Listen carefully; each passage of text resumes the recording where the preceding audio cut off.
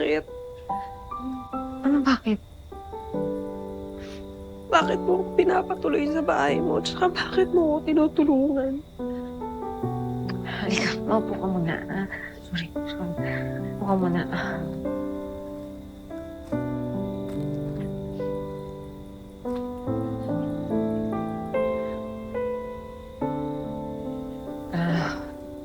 Kita ko kasi na nagtutulungan ka na ng mga kabarangay natin eh. Lalo na yung pinakamalapit mong kaibigan, si Berta. Sama na rin yung loob sa'yo. Tete, sorry talaga. Ang totoo nan. Naiingit kasi ako. Naiingit ako sa'yo. Kasi ang daming nagmamahal sa'yo. Tapos kahit na anong chismis ang ibato nila sa'yo, kahit anong chismis ang gawin ko, okay lang sa'yo. Matatag ka pa rin. Hindi ka nagpapatingag. Alam mo, maraming nagmamahal sa'yo. Itaboy mo lang kasi lahat. Pero kung yung sa akin lang, wala na yun. Napatawad na kita. Talaga ba?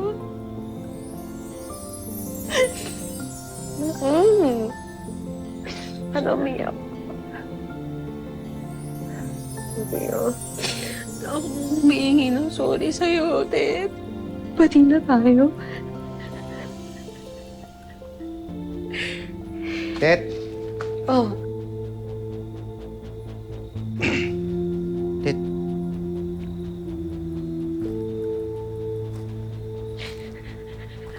Sigurado ka ba? Ba't mo pinatuluyan dito? Sigurado kung tutulungan mo yan?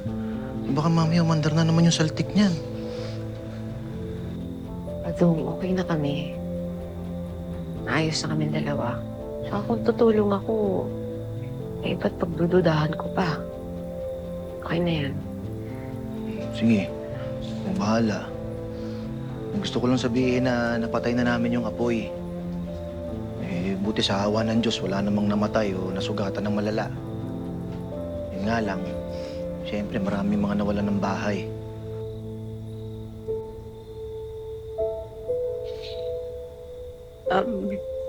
Tete. Gusto ko humingi ng tawad sa mga kabarangay natin. O mag-sorry sa kanila kahit hindi nila tanggapin. Kasi kasalanan ko naman kung bakit nangyari to eh.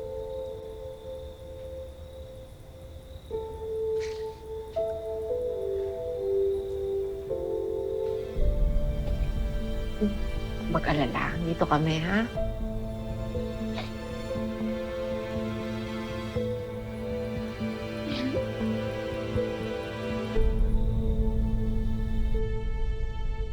Meron sana akong gustong sabihin sa inyo. Para ano? Sasabihin mo? Hindi ikaw ang may gawa ng sunog?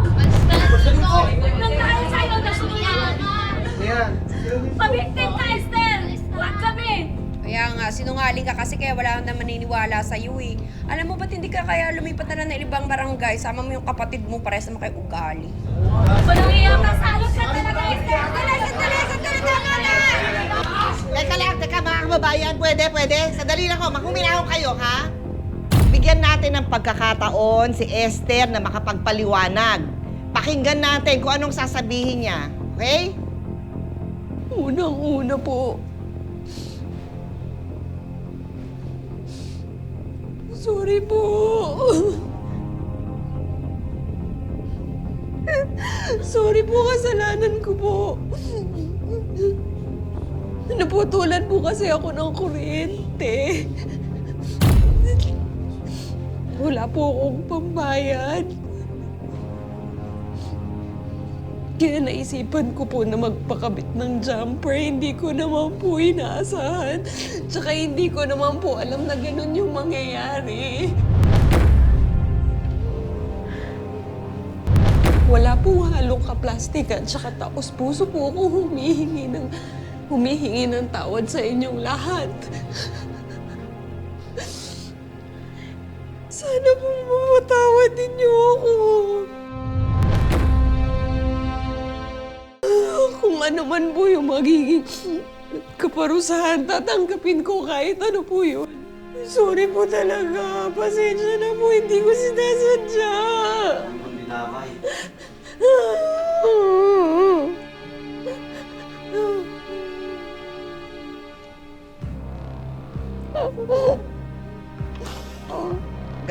Ganito na lang ho. Ganito na lang ha, mga kababayan. Mas mabuti pa, bumalik na kayo sa kanya-kanya yung mga pamilya doon sa evacuation center, ha? At ako na lang ang bahala dito. Kami na lang dito sa barangay ang aayos nito, ha? Ayos yan, Kapitana. Dahil ka, nasunugan kami. Ako na. Okay? Dito na barangay aayos yan, ha? Balikan nyo na mga pamilya nyo doon. Sige na, asikasuhin nyo muna yung mga gamit nyo doon sa evacuation center. Sige na. Kami na bahala dito. Bigyan muna natin sila ng panahon, ha? Basta ang importante na sabi mo yung gusto mo.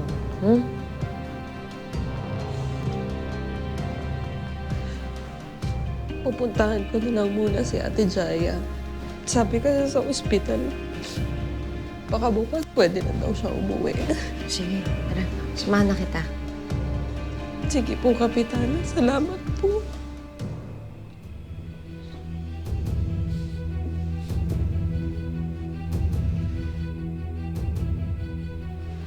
Nagbago na talaga si Esther, no? Dati hindi naman marunong mag-story yan. Sana nga nagbago na talaga siya.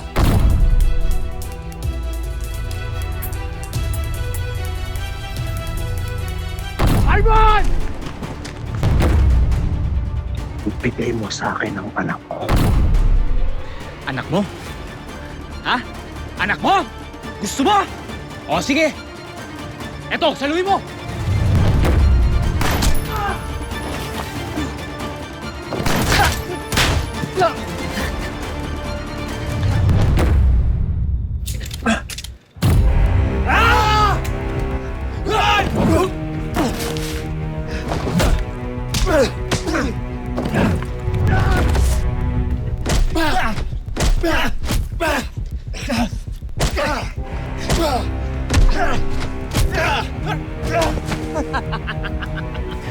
Lulong, pag namatay ka na, iisa-isahin kong papatayin yung mga anak mo.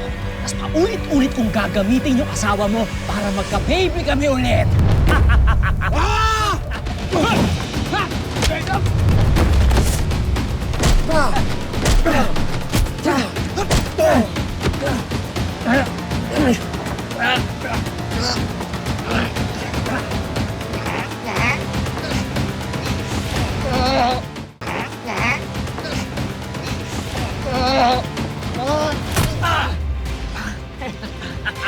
Lolong! Panoorin mo!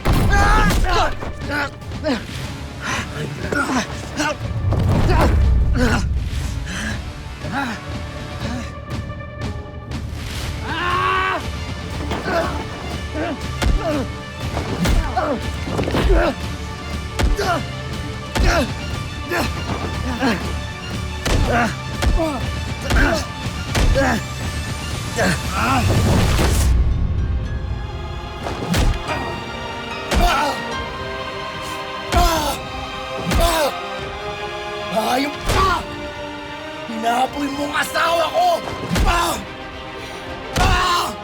Sinira mo ang buhay ko!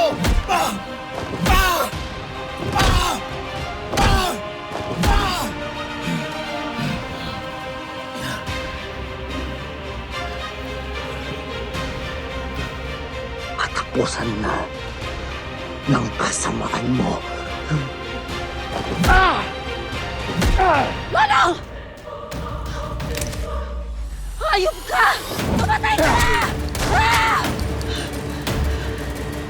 Ikaw ang mamatay sa asawa ko, si Armando! No! Kayo naman ang anak ko! Halimaw ka! Papatayin kita! Ah!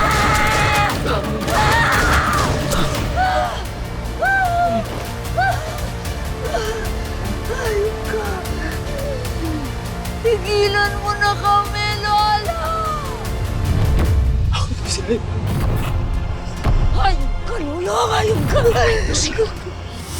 Ay, kalolo. Sige. Patayin yung hayop na yan. Patayin mo na. Patayin mo na ako, Donna. Isunod mo na ako sa mga pamilya ko. Patayin mo na ako, Donna. Pasabutin mo. Hindi na tayo mag-iwalay. Lalo, hindi ka pwede mawala. Hindi mo kami pwede iwan. I have a multiple gunshot here. Kuya, mama naman si Ayo. Look at... Gawin niyo po yung lahat ko. Bifib! Nia!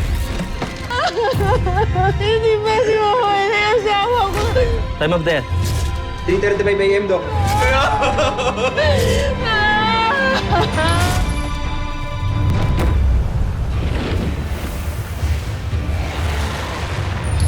Mas malaki na rin ang premyong naghihintay sa inyo. Mag-selfie habang nanonood ng Nono gabi-gabi.